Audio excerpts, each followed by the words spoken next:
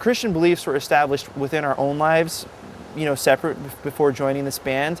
But at the same time, like what you are and who you are is always going to shine through what you do. They're just a band that has like a good concept of self and who they are and what they are and how they want to present themselves. And for them, that's what it's about. It's very unfortunate when people won't listen to our music, and I know what kind of music they're into. I know they're into metal and metal very similar to ours, and they won't even really give it a shot because they heard that we're Christians. It's a big part of who they are, but on the other hand, it's not that big a deal. I think a lot of time, like, the press just focuses on, like, the surprise of, like, a Christian metal band. Like, it sounds so far-fetched. There's just a lack of creativity when they're doing an interview or an article on the band, and all they can write about is, oh, well, this band is full of Christians. They're a Christian band. When, in fact, they should be focusing on the music and what we are creating. Before an album comes out, you send out these early promo copies to the big magazines and stuff.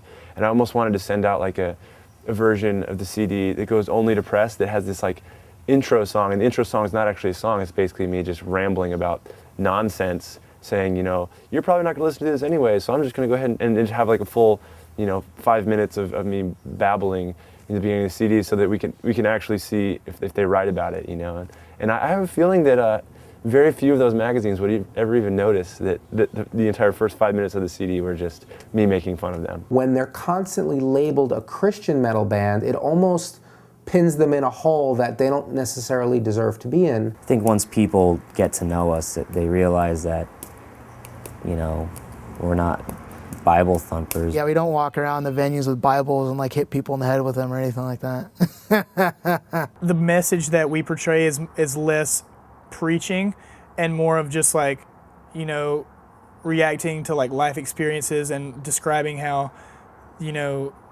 spirituality, guides you through those experiences. The message of this next song is very simple. We've all made mistakes, but we all deserve a second chance. The song is about forgiveness.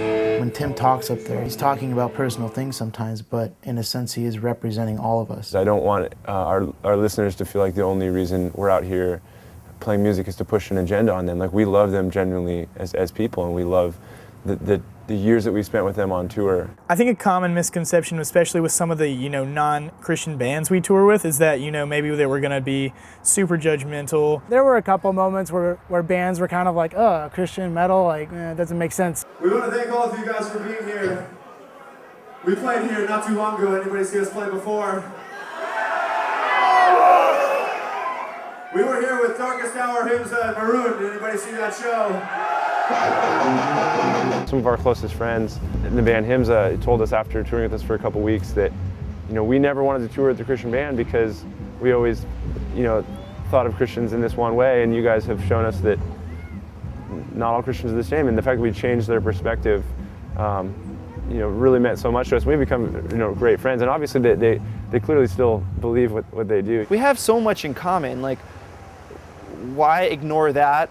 Like, why ignore like all these things that we have similar, tastes in and interest in, and just focus on the one issue that we don't see eye to eye, and like just harbor ill will or just not be able to get along with that person. It just doesn't seem to make sense to me. I remember getting tons of emails from kids that would say things like, oh, you guys call yourselves a Christian band, but you're out touring with Cannibal Corpse and Behemoth, and what does a non-Christian have in common with a Christian? Just because you do a tour doesn't mean you're not a Christian. Like, that to me is stupid. Naturally, from the other side, we got criticism like, oh, well, why would these extreme metal bands be playing with As I Lay Dying? People are going to not like the fact you are a Christian. They're going to say you don't belong. The true meaning of metal is Satan, like you can't really, like as if like we have no place within this genre of music. And I don't care. I love making music.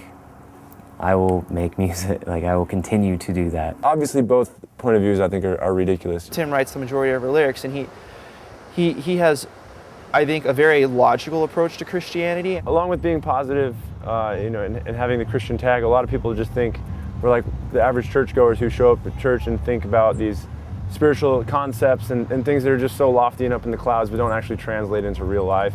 I think it's one of the biggest frustrations I have with modern religion is it's just this place where you show up once a week and you hear about spiritual formations or these nonsensical like ways of viewing the world. But I think what matters and so important is, as a result of being given the grace we've been given, how we extend that to others. But there's more to this band than just the exact notes that we're playing on the guitar and the beats that we're playing on the drums. This next song means a lot to me.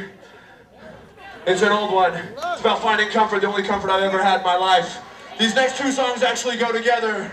The first one is called Distance is Darkness, and the second is called Behind Your Eyes. Unintentionally, each of our 3 albums on Metal Blade has had its own perspective lyrically that's kind of, I think, progressed naturally. And going back to Further Words Collapse, that album wasn't really me trying to like make a statement to anybody else other than just dealing with things in my life and trying to make sense of them. So it would just range anywhere from forgiveness to the humility that I'm trying to deal with in my own life, and the loss of a close friend when I was very young. And it's very much like me just dealing with life and trying to figure it out on my own. And then the next album, Shadows or Security, I have a general understanding of how I have chosen to view life, and have taken some of those things from Further Words Collapse to try to live very humbly, and learning how to apply that to a greater area of life, and not just living strictly based on emotion, but extending sacrifice and commitment in the way that I interact with the world and the people I love around me. And then An Ocean Between Us was almost an outward look. While it was never pointing the finger at any one person telling them how to live their life, it was me realizing that there needs to be a difference between what's important to me and what's important to the world in general. And that's why it is an ocean between us, because it's choosing not to live just by the standard of materialistic culture or or the dreams that have been handed down to us by society, but finding our own dreams, and along with that, influencing other parts of the world. And so it's very outward-based compared to the earlier albums. And who knows where I'll go from here, but it seems that those 3 records naturally had a progression from very much introspective to trying to make a difference in the way that I live in society. Lyrically, I seem to get the most questions about songs from our new album, and particularly because a lot of the imagery that's used there, people don't know how to apply that imagery and what I'm referring to.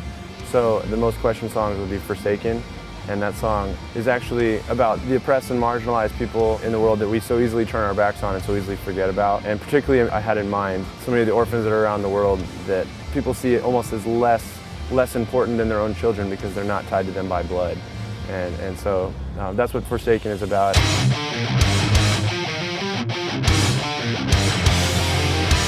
The lyrics to Meaning and Tragedy are pretty straightforward. That it's taking the mistakes that we've made earlier in our lives, or the ways that we've grown up learning wrong ideas, especially from the generations before us, and taking that tragedy and turning it into meaning. A lot of people see it, actually completely the opposite. That like I'm saying that life is all meaningless and worthless, and there is a certain element of my lyrics that are making a message like that, but it's making a point that so much of life is worthless, so that we could see that for what it is, and then focus on something more meaningful.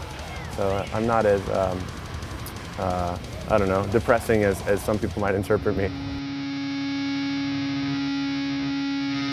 One of the songs I get a lot of questions about is Comfort Betrays. It's probably one of the more angry or negative type emotions released through our lyrics. To me, that song reminds me that if there's things that you dislike about the world that you live in, or the friends that you've made, instead of sitting there and complaining, it's about taking action. And if people that don't take action are not only bad friends and not loyal, but they're cowards. And so that's on the negative side. There are some negative songs that we have, but I feel like even in the negative situations, it's important to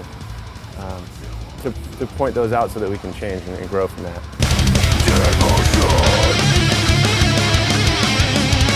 There's a lot of our songs that can come across very hopeless. Empty Hearts, for instance, points out the hopelessness of the foundations we build in life, like these meaningless friendships that we make and this quest for success. And to me, success has nothing to do with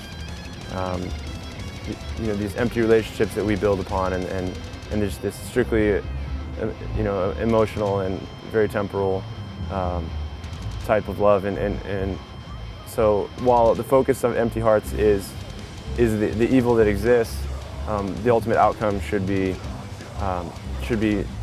commitment and sacrifice, and these much greater ways of building up our hearts.